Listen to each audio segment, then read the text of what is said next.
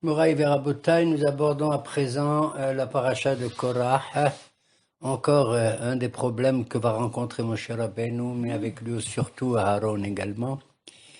Rashi nous surprend dans son premier commentaire de cette paracha en nous disant Paracha Zot Yafé Nidreshet Be Midrash Tanhuma.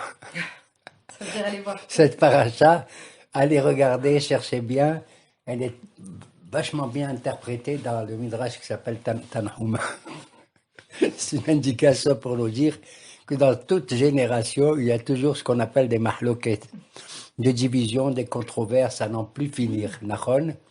Alors, donc, consultez Tanhuma et peut-être que vous réussirez à éviter ces disputes, ces controverses. Parfois, certaines sont inutiles, d'autres sont intéressantes, au contraire, comme celle de Mahloket Hillel Veshamay. Pourquoi? Quelle est la différence entre la Mahloket de Hillel et Shammai? Parce qu'elle était les Shem Shamayim. C'est-à-dire que leur motivation était pure, sincère. Effectivement, dans leur but d'interpréter les lois de la Torah.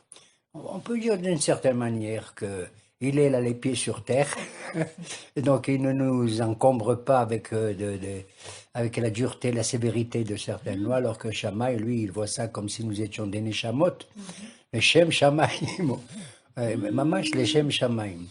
Alors que la mahloket de Korah, c'est incroyable. Vaikah Korah, ben Nitzar, ben Kehat, ben Lévi, hein?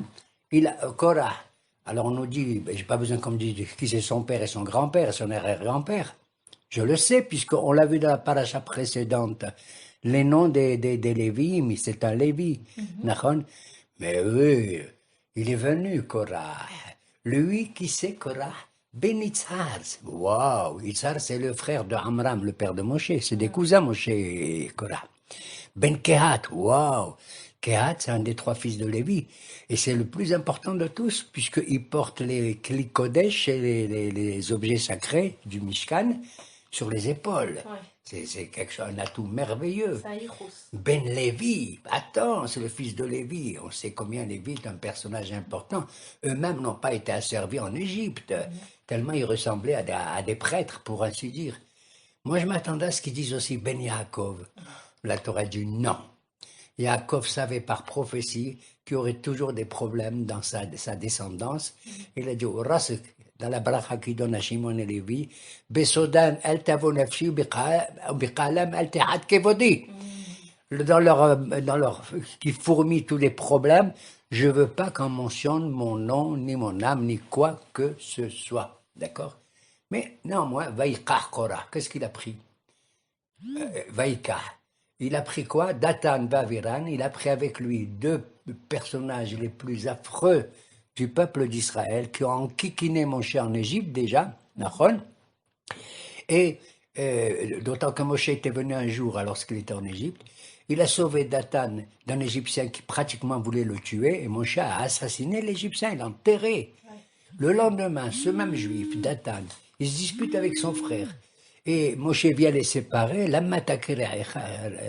Racha, il a dit, Mi sabcha le ishav le shofet alenu. De quoi tu te mêles? Est-ce que toi tu es un prince, un ministre, c'est quoi? Tu es un juge? Tu te rends compte? Alors qu'il avait sauvé la veille, il avait sauvé la veille. Donc ils sont connus. Le problème, hélas, c'est qu'ils ne sont pas restés en Égypte, ils sont sortis avec tout, avec tous les autres, comme ça. Alors attends, Datan et Aviram ne sont pas du Erev Rav. Ils font partie. Non, c'est des juifs, c'est des descendants de la tribu de Réhouven. Qu'est-ce qu'il fait Korah? Pour réussir sa révolution, sa révolte contre Moshe et Aaron, qu'est-ce qu'il fait? S'il va tout seul, il est sûr qu'il ne va pas réussir. Pour réussir une révolte, il faut que tu associes à toi toutes les couches sociales. Tu prends avec toi les capitalistes et les prolétaires, les aristocrates et les esclaves, etc. De telle sorte qu'on a un sentiment que c'est le peuple entier qui vient dans la bouche. Korah ne serait que le porte-parole de tous ces gens-là. Wow. Les opprimés. Ouais, soi-disant, opprimés. Alors, il a pris Datan Vaviran et il a pris aussi On Ben Pelet aussi, un autre descendant de Réhouven, On Ben Pelet. D'ailleurs, ce On Ben Pelet, on ne le mentionne pas plus tard dans cette querelle, dans cette controverse. Grâce à sa femme. Voilà. Et il prend avec lui 250 personnages illustres, parmi lesquels il y avait les princes de chaque tribu. Tu te rappelles ceux qui ont fait les holocaustes et tout à l'inauguration du Mishkan? 250 parmi des Lévi'im et tout. Alors qu'est-ce que c'est ça? Nos Hachamim, ils disent Aqin'a ta'avod ve'akavod motzi'in et adam min ha'olam. Il avait associé à savoir des gens qui n'avaient pas les mêmes motivations. Les uns étaient qin'a, c'est la jalousie pure, qui n'a aucune base. C'était des jaloux de qui? De Moshe. Qui c'est? Datan Vaviran. Datan Vaviran. On voit d'ailleurs comment ils vont se comporter dans cette paracha. Qui es toi, Moshe? Tu crois que tu vas nous aveugler? Même si tu nous aveugles, on ne monte pas te voir. Même si tu nous aveugles. Comme ça, ils ont parlé. Alors, il a pris des pauvres mecs, comme on dit, hein, de la basse couche de la société. Et il a pris mais aussi les grands personnages importants. Quand tu vois ça, tu dis waouh, il a tout l'échiquier de la population. 250 personnages illustres. Qin'a, c'est Datan Vaviran. Ta'ava, la recherche des plaisirs, mais pas des plaisirs matériels, des plaisirs, des recherches au niveau spirituel, parce que les 250, qu'est-ce qu'ils voulaient? Hein? Ils voulaient tout simplement offrir l'encens. Pour eux, l'encens, c'est l'offrande la plus importante dans le Mishkan. Dans le Mishkan, tu fais des korbanot, tu vois le sang, tu vois du pain, tu vois même des lumières et tout, mais il y a un sens qui est le plus développé et qui se rattache la terre au ciel.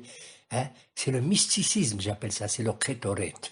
Étant donné que tu vois pas où est le parfum, mais et on le voit pas, on l'entend pas, rien du tout, et il fait son effet extraordinaire, les Bessamim, Nahon, et c'est ce qu'ils voulaient faire.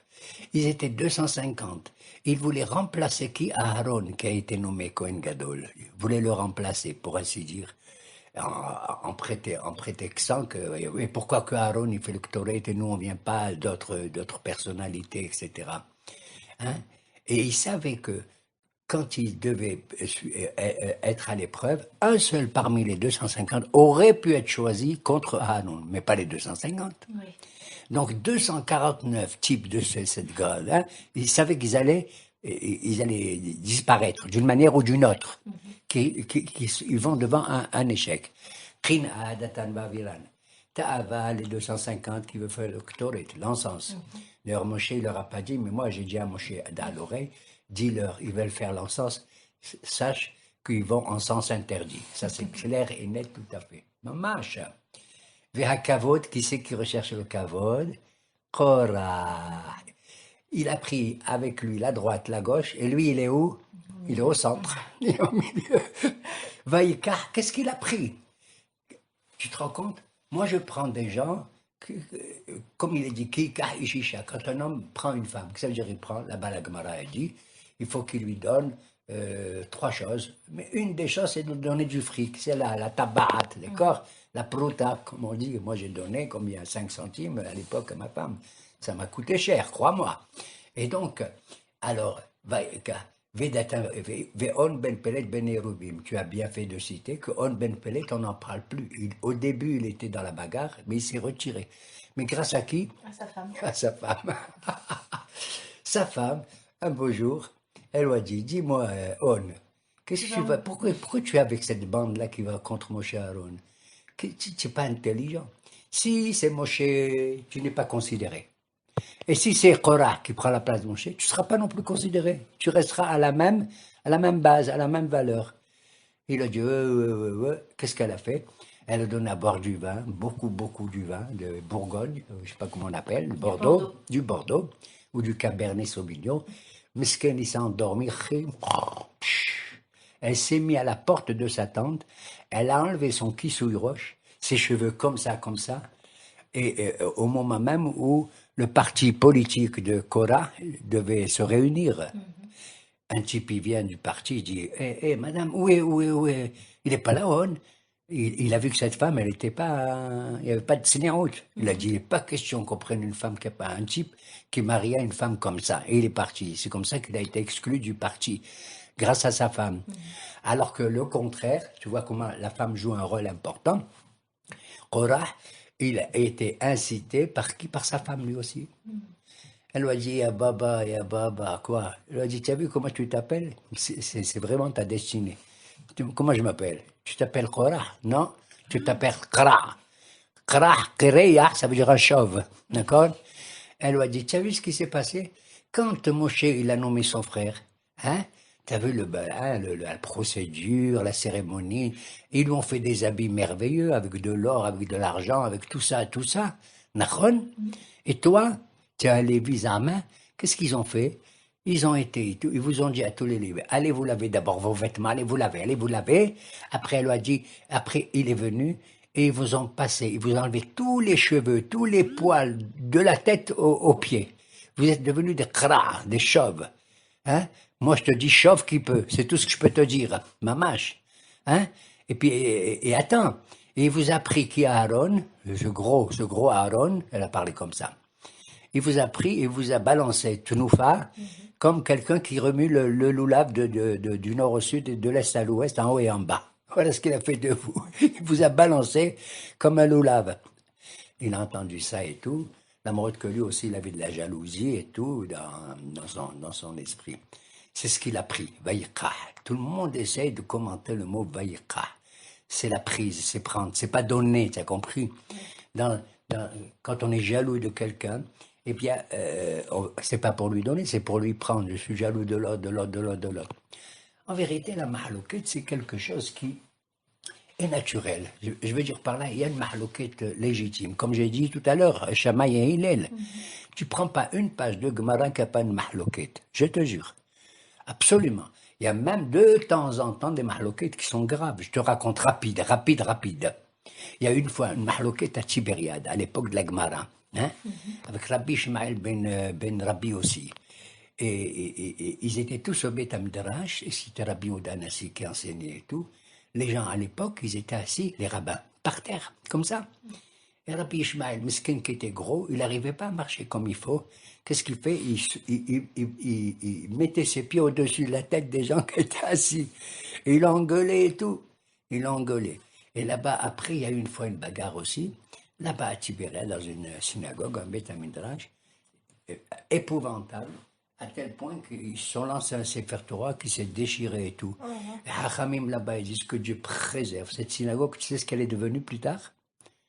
Un temple de la Avodah Zarah, des païens, l'idolâtrie. Voilà, je raconte ça là. Maintenant, je vais faire une petite énigme qu'on essayera de résoudre à la fin du cours. Il n'y a pas que Korah qui fait de la mahlouket. Il n'y a pas que Hillel ou Shammai qui fait de la mahlouket. Il n'y a pas que les Hachamim qui font de la mahlouket. Rabbi Yohanan, Resh Lakish, Abaye, Veraba, etc., etc. Oh. Il y en a un qui fait de la mahlouket. Tu sais qui c'est? Akadosh Baruch. Je donnerai la réponse, enfin, si tu me poses la question. Je la poserai. Mais je vais te dire en vérité, pour que tu puisses comprendre le sens, c'est vraiment une mahlouket, le Shem Shammai.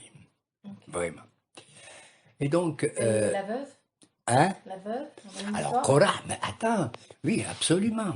Korah, il dit à Moshe et à Aaron, Kikol, Kulam, Kedoshim, Tocham Adonai. Pour qui vous prenez? L'amatit Naseo, pourquoi vous devenez les princes et les rois et tout? Ça suffit, même si toi, Moshe, tu as reçu plus ou moins la Torah au Sinaï. Nous aussi, on l'a entendu, les 10 commandements, d'accord? Ah, donc, il n'y a pas de raison que toi, plus qu'un autre, et qu'Aaron, plus qu'un autre, etc., etc. Qui cola et d'akoulam kedoshim, menteur que tu es. Il a dit tous les juifs, c'est des kedoshim. Moi, je ne suis pas contre cette idée, mais je veux dire quand même que je considère le Hiloni comme le Dati comme le Haredi comme le Yémani, etc. Bien sûr, mais chacun, il a à sa juste mesure son rôle dans la société. Tu comprends?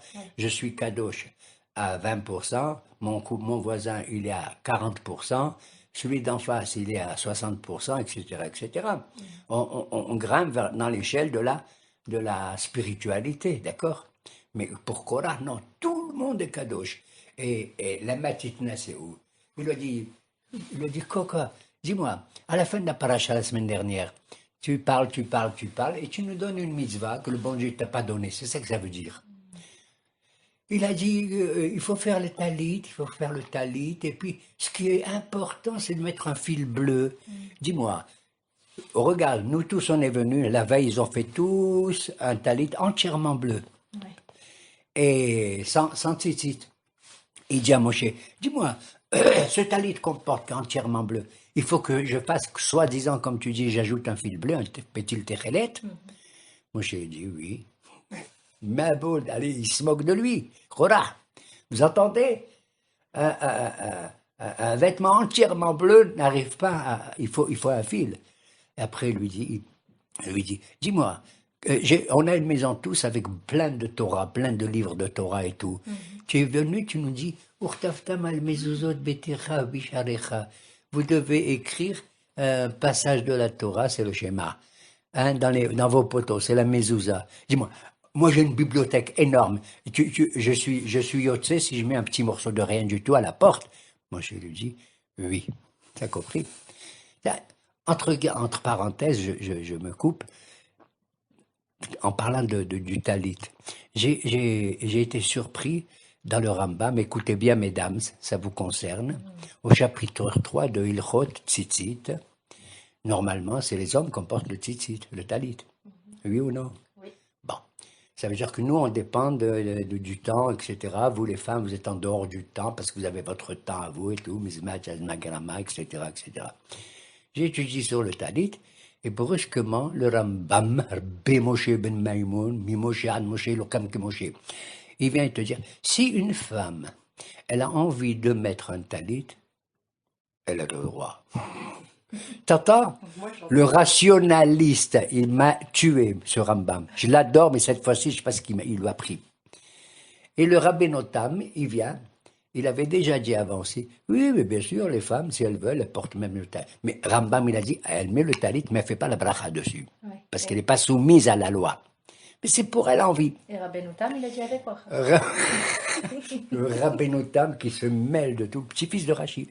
Il dit, oui, oui, elle peut faire aussi la bracha. D'ailleurs, je tiens à dire que toutes les filles, il n'avait que des filles Rachid. Elles portaient tous le talit, même le téphilin. Donc une des mères. Comme Berouria, la femme de Rabbi Meir, et comme Michal, la fille la femme de David, la fille de Shaoul.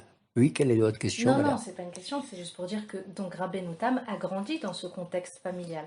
Il a grandi, Parce que absolument. sa mère mettait les filles. Oui, mais lui, il a dit, il y a les téphilines de Rabbeinu Tam et les téphilines de Rachi. Oui. Lesquels tu mets? Alors, ceux qui sont sérieux, ils mettent les deux, et Rachi, et après ils mettent Rabbeinu Tam et tout. Moi, je trouve que ça exagéré. Excusez-moi de le dire, maman, c'est exagéré. D'ailleurs, la question, elle se pose, maman, est-ce que la maman de Rabbeinu Tam, qui était la fille de Rachi, elle mettait celle de Rachi ou celle de son fils? Khlet alina. Écoute, franchement, peu importe.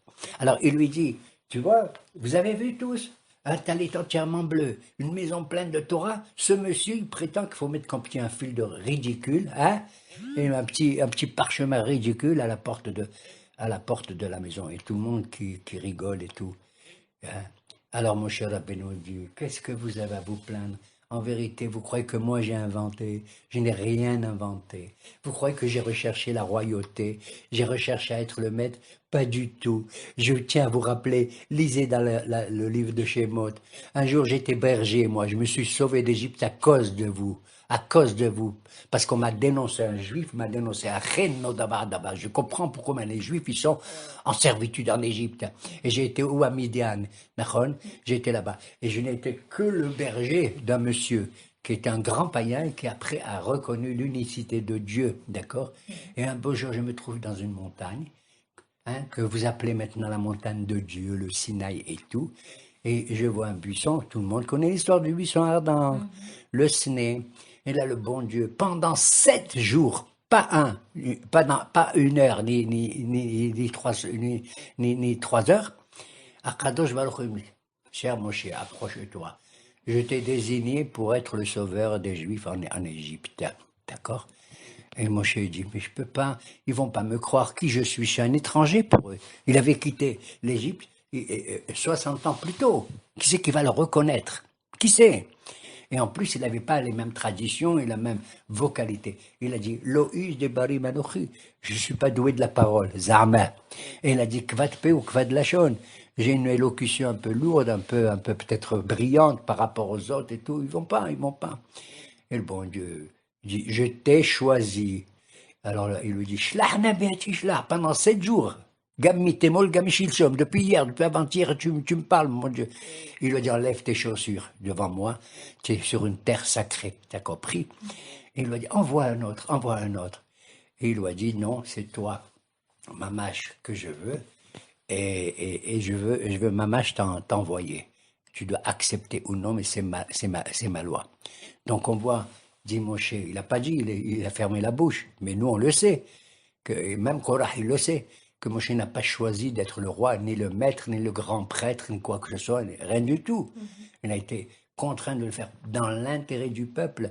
Et dans le désert, là-bas, Nahon, quand il y a eu des révolutions contre Moshe, il a accepté, il n'a pas été méchant avec eux. Ils avaient faim, je leur revends la manne. Ils avaient soif, je leur donne de l'eau. Ils avaient froid, je mets les hanané kavod. Et tout, et tout, et tout. D'accord? Bon, il a compris qu'au niveau matériel et tout, que c'était pas évident de vivre dans le désert. Mais maintenant, avec Korah, c'est une autre histoire. Les Juifs, à l'époque, ils voulaient manger du pain. Ils ne voulaient pas parler contre Moshe. Ils voulaient de l'eau. Tu leur donnes de l'eau, ils se la ferment. Tu leur donnes des hananim kavod, ils se la ferment et tout. Tu les protèges de Amalek, ils se la ferment. OK? Il n'y avait pas une révolte directe contre Moshe, alors que Korah, oui. Donc on voit que c'est le kavod. Mamash qui recherchait. Et alors Moshe Rabbeinu, il leur a dit, écoutez, vous voulez vraiment que Hachem y décide, kilo milibi, j'ai rien inventé moi, pas du tout. Je n'ai rien inventé. Je ne recherche pas la querelle avec vous. Et je prends l'exemple d'Abraham Avinu. Vous savez qui est Abraham? Abraham Avinu, il avait un neveu, entre guillemets, adorable. Il s'appelait Lot. Et qui avait accompagné Abraham en Égypte un peu partout. Il a été éduqué, pour ainsi dire, par Abraham, Lot. Et un beau jour, ils sont rentrés en Canaan. Il y a eu des bagarres, des disputes monstres au niveau matériel entre les bergers d'Abraham et les bergers de Lot. C'était plus supportable. Alors Abraham, il lui a dit, écoute, je ne veux pas de querelle, surtout pas de querelle. La rive, je ne veux pas qu'il y ait de rive, la colère. Hein? Meriba beni ou bencha. Il a dit, une petite colère, si j'appelle rive, elle risque de devenir une grande colère, bagarre, meriba. Meriba, c'est plus grave que rive. D'ailleurs, entre parenthèses, j'ose pas te le dire, je suis pas misogyne, mais rive, c'est masculin et meriba, c'est féminin. Bon. Alors, il lui a dit, si tu veux, tu choisis l'endroit que tu veux. Tu vas à droite, je vais à gauche. Tu vas à gauche, je vais à droite. Tu savez comment il est adorable, Abraham? Il ne l'a pas imposé. Regarde comment on apprend, comment il faut calmer une querelle qui repose sur des choses importantes, sur la vie des bergers et des moutons et tout ton argent là-dedans. C'est Abraham. Qu'est-ce qu'il lui a appris à ce Korah? Ce Korah, d'après nos maîtres, était un homme presque un génie. Il avait le Ruach HaKodesh, un grand tzaddik. Mamash. C'est un Kéat, un descendant de Kéat. Il portait la menorah sur lui ou le Aaron. D'accord? Il a vu que parmi ses descendants, il y avait un personnage presque plus grand que Moshe. C'est Shmuel Hanavi. Ouais. Quand on lit Shmuel Hanavi, au chapitre 11 de Samuel 1, là-bas, on voit comment Shmuel Hanavi, lui aussi, a prétendu, il a joué le rôle unique, presque comme Moshe. De son temps, le Mishkan avait été détruit pratiquement par les Philistins, j'allais dire par les Palestiniens, les Philistins, et l'arche était partie, revenue. Il a laissé l'arche sainte dans un coin, chez Aminadab. Jamais il s'est occupé de reconstruire le temple. Jamais il s'est permis, Shmuel, il a voulu renommer, faire la nomination du Sanhédrin, la haute cour de justice, les Havdil, le bagage de l'époque. Jamais. Ni nommer un roi. Les Juifs, ils ont dit à Shmuel un beau jour, ouais, et on veut un roi comme toutes les nations de la terre. Comme toutes les nations de la terre voulaient un roi. Il n'était pas d'accord, mais il était forcé de le faire étant donné que c'est une demande démocratique, kratiko-krasik, avec un kras, d'accord? Et c'est là qu'il a nommé Shaoul et tout. Et on voit que Shmuel, il allait d'endroit en endroit. Et il jouait le rôle véritablement. Tu sais que dans un verset de Tehillim, on dit que Shmuel était tellement grand. Tu connais ce pasuk, Moshe ve Aaron, Vechohanav, ou Shmuel Bekore Shemo. Tu mets d'un côté Moshe, Aaron et tous les prêtres, et de l'autre côté tu mets Shmuel Bekore Shemo. Bekore Shemo. Tous ceux qui invoquent son nom et tout. Tellement Shmuel était, c'est vrai, un grand personnage et tout. Mais de son temps, il était obligé d'agir comme il l'a fait. Il fallait, pour ainsi dire, réparer les fautes du peuple avant, du temps de Haïli, de Hofni, Pinhas et tout cela là. Ouais. Donc il était obligé de faire un stand-up dans la manière de diriger le peuple, non pas parce que c'était sa vocation. Alors je tiens à te dire qu'il était contre la monarchie. Hein. Ouais. Il a dit, vous cherchez un roi, mais un roi, qu'est-ce qu'il va vous faire, un roi? Il va vous prendre tous vos filles comme des servantes, vos fils comme des serviteurs. Il a la loi à lui, il a le droit d'avoir comment dire, les ha'alim, de nationaliser votre territoire et tout, et de prendre ce qu'il veut, de faire ce qu'il veut, de décider une guerre tout seul, etc., etc. Qu'est-ce que ils ont dit? On veut. Alors de là, on apprend, surtout grâce à Abravanel, que le régime politique de notre pays n'est pas nécessairement une monarchie. Tu vas me dire, oui, mais dans Shoftim, il y a écrit, et si vous voulez un roi? Oui, la Torah a dit, si vous demandez un roi, moi je vous donne pas l'ordre de faire un roi. Il faut que ce roi, il soit comme ça. Alors, il faut qu'il construise. La Malchoute de Yehuda. Oui, non, c'est la Malchoute, ça veut dire la direction. La direction. Oui, la Malchoute, ça veut dire c'est direction, et plus tard, ça va avoir le visage d'une monarchie. D'une monarchie. C'est-à-dire. Donc, selon Abravanel, non, il préfère, entre guillemets, je crois, une démocratie, plus ou moins. D'ailleurs, on dit que ce passage de Rabbi Ishaq Abravanel, dans la Torah qu'il commente, a été repris, certaines phrases, tu sais où? Dans le document officiel de la République de l'Amérique, des États-Unis. Ils ont mis ça. Incroyable, mais vrai. Incroyable, mais vrai. Donc on voit. Alors Moshe leur dit, écoutez, qu'est-ce que vous voulez? Aaron Mahou, vous êtes contre Aaron? Il n'a jamais rien demandé. Et c'est vrai, il n'a jamais demandé à Aaron. Aaron, il a demandé à être Cohen? Pas du tout. Quand Moshe il a désigné, il a dit, Aaron, Kerab la Misraya, approche-toi du Misbéa, de l'hôtel, c'est toi qui dois faire. Il n'a pas approché, il avait peur. Aaron, 3 fois, 2 fois, il dit Kerab. Psken, il s'est approché lentement. Il n'a pas accepté d'être nommé tout de suite Kohen Gadol, pas du tout. Tu comprends? Parce qu'il se sentait un peu, quelque part, il a été à l'origine un peu, il a participé avec le Hegel Azab et tout et tout. Et puis il a pris le deuil de ses 2 fils. Il a perdu ses 2 fils et tout, et il n'a pas ouvert la bouche. D'ailleurs, même dans cette marloquette avec Korah, est-ce qu'on voit comment Aaron y parle? Rien du tout. Et Moshe dit à Aaron, il dit à Korah, Aaron, Maou, tu vois que tu le vois ici, qu'est-ce qu'il est? Et Aaron assiste à tout ça, il n'ouvre pas la bouche du tout. D'ailleurs, je tiens à dire un petit remède très joli. Aaron, ça rappelle Aaron, l'arche sainte qui est enfermée dans le Saint des Saints, qui n'ouvre pas la bouche. Il y a là-bas l'étape de la loi et tout. Maintenant, tu prends les lettres du nom de Aaron. Aleph, c'est-à-dire en vérité, au sens secret, c'est le premier de tous au niveau coranique. He, Resh et Nun, Aaron. He, c'est le milieu des unités. He, c'est 5. 2 à 10, c'est 5. Resh, c'est 200. C'est le milieu des centaines, Koufre, Shin, Tav. Et Nun, c'est le milieu des dizaines, 50. De 1 à 100. D'accord? Ça me plaît beaucoup. Pour te montrer, Moshe est beaucoup plus dur, plus rigide. Il dit et tahar, c'est la justice. Il ne supporte pas les gens qui font des péchés, pour ainsi dire. Mais Aaron, oui. La preuve, c'est qu'il les reçoit, il leur parle. Allez, mes enfants, arrêtez de faire ça, offrez un corban, le bon Dieu, il va vous permettre, c'est fait teshuva et tout. Alors Moshe dit à Korah, Boker, demain, on va régler l'affaire, pas maintenant. Comme on dit en français, la nuit porte conseil. Hein? Elle porte conseil la nuit. On va voir demain si les gens ils se calment et tout. Boker ve'yoda Adonai et Hashelo, itakadosh ve'ykrib elav. Le bon Dieu, il va choisir.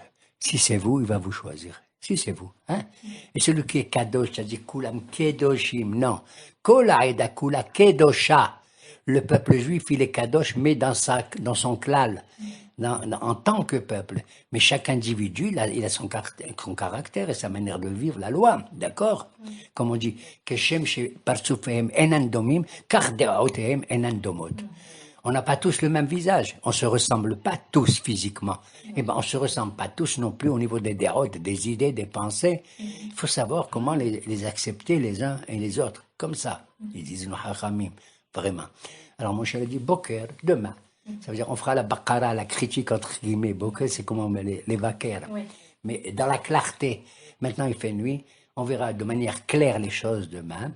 Moi, je vous demande 250. Vous allez prendre votre encensoir, vous allez faire le Ketorat et on va voir celui qui a raison, celui qui n'a pas, celui qui n'a pas raison. Boker, Veoda, Adonai Tachelo.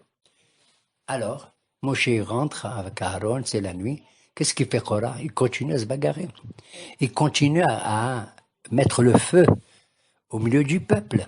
Et il raconte des histoires incroyables, invraisemblables contre Moshe et Aaron. Un beau jour, il raconte une histoire. À tous, ils sont là. Ces acteurs, les histoires, les juifs, les petites histoires dans les châteaux. Et il lui dit, vous savez ce qui s'est passé? Quoi? Il y avait un jour une veuve.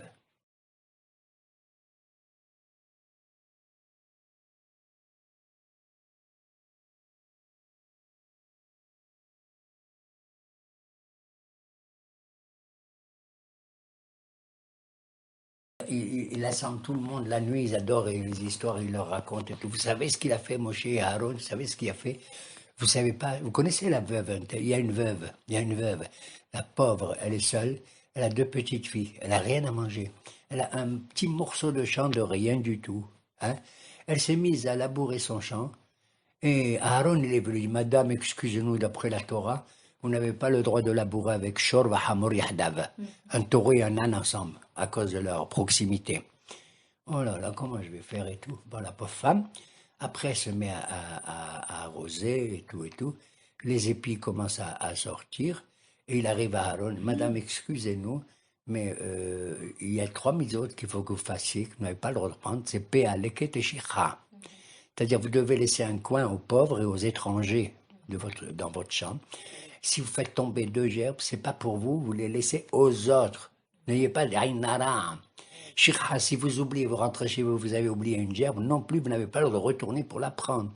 Parce qu'elle était pauvre comme tout. Qu'est-ce qu'elle a? Elle a travaillé, une femme qui travaille dans un champ.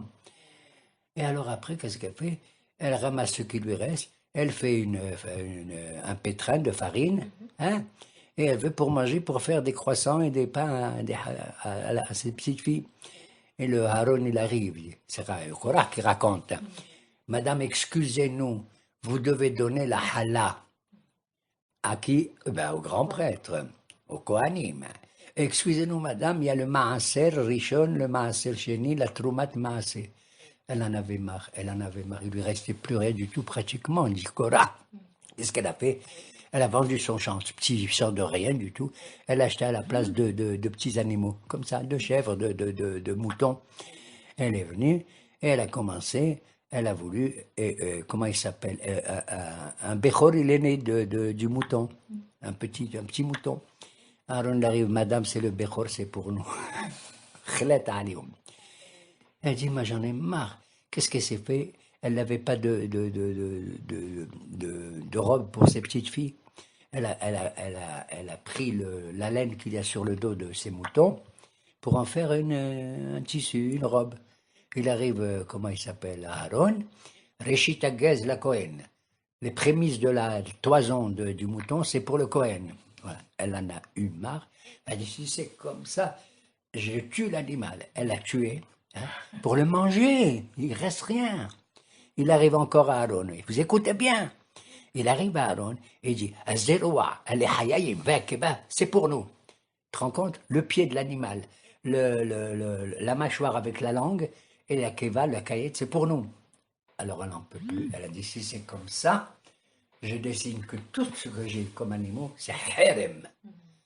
Le harem, ça veut dire personne n'a le droit et tout le monde a le droit. Personne n'a le droit. Ils l'ont dit, la Torah a dit, kol harem, yehi la Kohen. Imagine-toi, il n'ose pas dire Korah, que cette pauvre femme, elle allait suicider, se suicider. Elle n'a pas fait, mais enfin, voilà. Tous les gens, ils n'en ont pas plus. Alors, ce qui est dégueulasse dans cette histoire, en vérité, c'est qu'elle n'a jamais existé. Il l'a inventé. Pourquoi? parce qu'ils vivaient dans le désert. Il y avait pas de Il champ, fallait pas de chance. il n'y avait rien du tout, tout ça. D'accord? Et s'il y avait une veuve, crois-moi que c'est le contraire. Il est dit dans la Torah, Hager ayatom almana ve'alevi, etc., tu leur donnes à eux. Tu as compris que la Torah, au contraire, elle fait attention aux gens défavorisés, aux gens qui sont mamaches morts. D'accord? Voilà. Alors, c'est une querelle qui finira très, très mal, hélas, parce que finalement, ceux qui vont offrir l'encens, hein, les 250, ils vont être brûlés par cet encens, incroyable. Ils ont voulu mettre du feu. Eh ben, ils ont été brûlés, consumés par le feu. Korah, Moshe Rabbeinu l'a dit, c'est vraiment, c'est impossible. On ne veut plus voir cette image, ce personnage. La terre va s'entrouvrir, va l'avaler. Vous voyez, il doit aller plus bas que la terre, c'est pas possible. C'était un grand type, un intellectuel, comme il faut et tout. Il va être complètement... voilà. Et c'est comme ça que ça s'est passé. Sauf que la terre engloutit toute la famille de Korah, sauf les enfants. Les enfants de Korah, ils ont réussi à se maintenir sur une falaise dans le trou. Et eux, tu sais qu'est-ce qu'ils vont faire? Ils vont composer des Teilim. Lamnase yahli bnei Korah mazmor. Qra hada. Regarde. Et on dit que Korah, il n'est pas mort dans la terre jusqu'à aujourd'hui. Un beau jour dans la Gemara, on raconte que Rabba Barhana, il était dans le désert, et un arabe, un bédouin, il lui a dit, viens, Rabbi, viens, Hakim, viens, je vais te montrer où il est Korah. Il lui a dit, c'est fou. Il lui a dit, je vais te montrer où il est.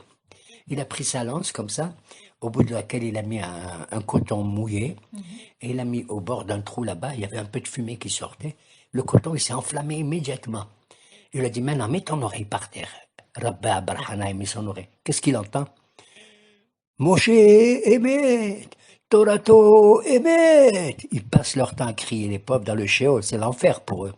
Et ils reconnaissent maintenant que Moshe, il dit la vérité, que sa Torah, c'est vraiment la vérité. Pour conclure, est-ce que tu as trouvé?